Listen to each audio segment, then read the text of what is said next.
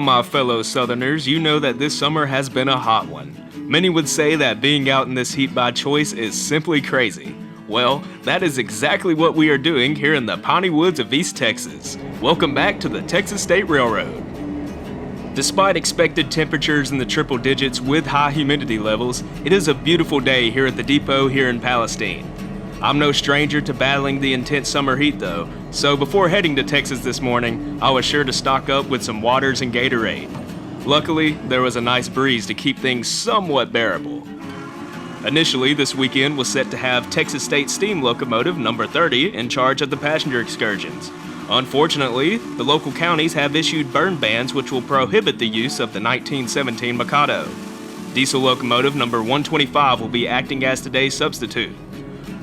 While I will always prefer steam power, when it comes to diesels, there's not much that can beat a classic 1950s era F unit. TSRR has a departure time of 11 a.m. scheduled, so as that time approaches, our passengers are preparing to take their seats. Today's trip will start by heading eastbound to the opposite end of the line in Rusk. Once in Rusk, passengers will enjoy a layover to have a picnic lunch and explore the Rusk depot and the surrounding area while the crews Y and service the 125 to prepare for the trip back. The F unit poses in the beautiful Texas sunlight with the Palestine depot and water tower making a perfect backdrop. With 5 minutes to go before departure, 125 sounds off the horn to signal to its passengers that the trip is about to begin.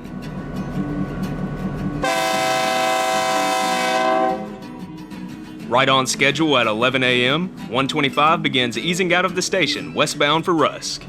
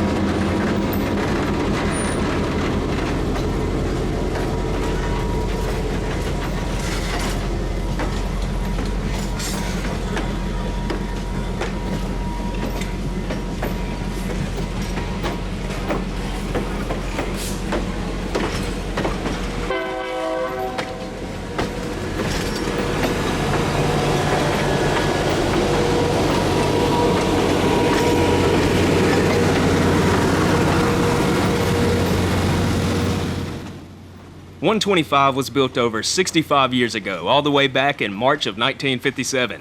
It is an FP9A locomotive that was among the 54 built by the GMD shops in London, Ontario. A total of 90 units were built between 1954 and 1959. A majority were ordered by railroads outside of the United States. I believe only 4 locomotives were ordered for an American railway company, that being the Chicago and Northwestern. The rest were built for Canadian and Mexican roads, plus some units were built for Saudi Arabia. The Canadian National had the highest number of FP9s, purchased with a grand total of 43. 125 here was among the CN fleet. It would be sold to Via Rail before later ending up on the Georgia Southwestern Short Line, and then later on it would be sold to LTEX before winding up here on the Lone Star State.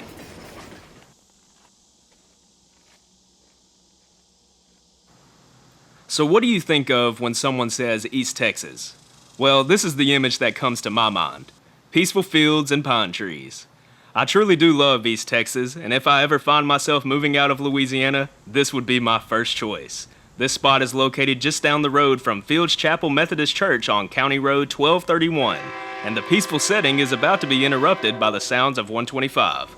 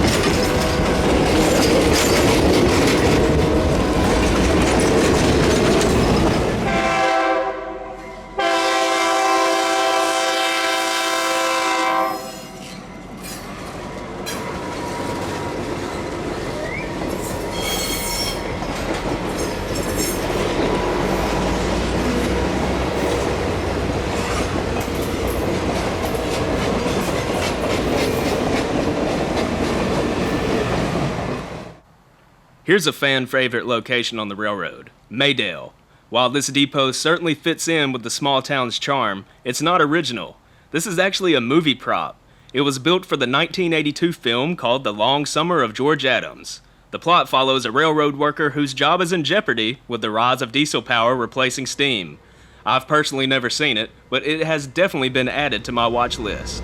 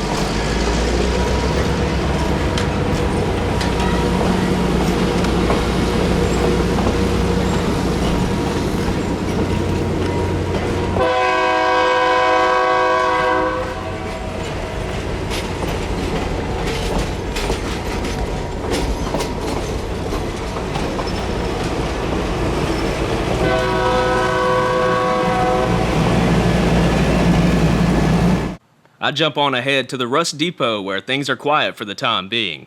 Employees are preparing for the arrival of passengers, while a furry friend seems to be standing guard. While laying over, passengers will get the opportunity to enjoy a picnic lunch in the shade and view the gorgeous interior and exhibits that are inside the depot.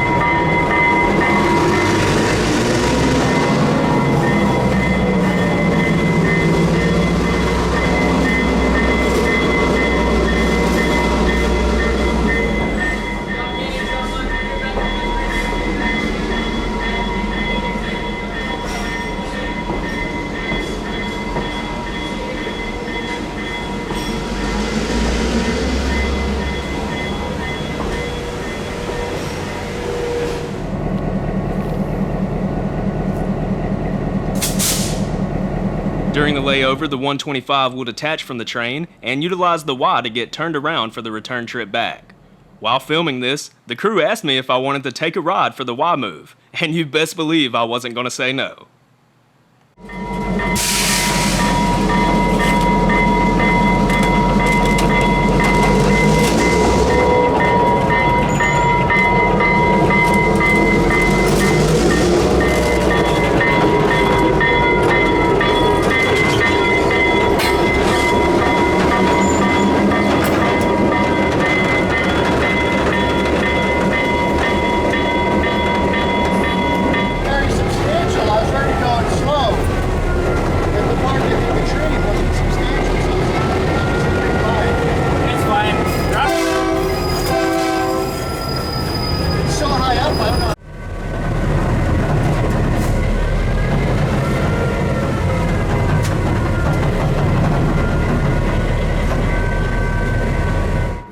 So a fun little fact about both the Ys here in Rusk and also Palestine, the switches on it are actually spring switches.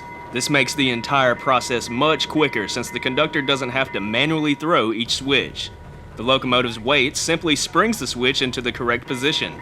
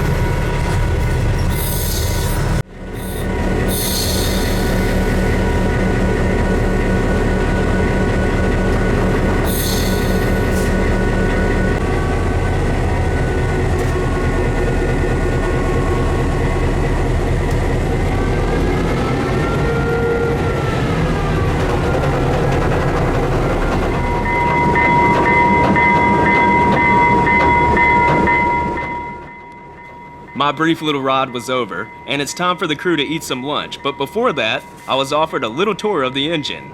I do apologize if there are some spots where you can't hear too well, but hey, it's a train, so it's gonna be nice and loud in there.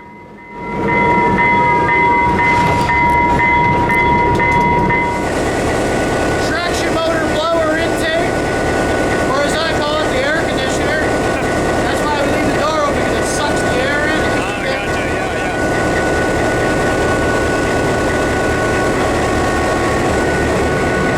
This whole assembly here is your main generator. Alright. Roots blowers on either side, roots superchargers. This is the intake for those.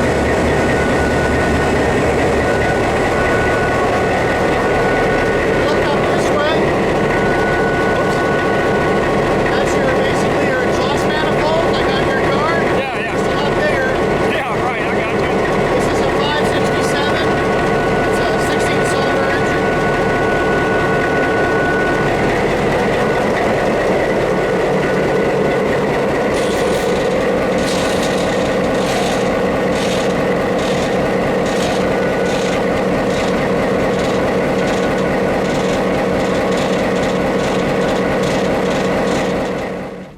After lunch, final inspections are made and all passengers are accounted for. It's time to head on back to Palestine. I wouldn't be chasing the return trip since I needed to head on back home early, but I gotta say the day was an outstanding success.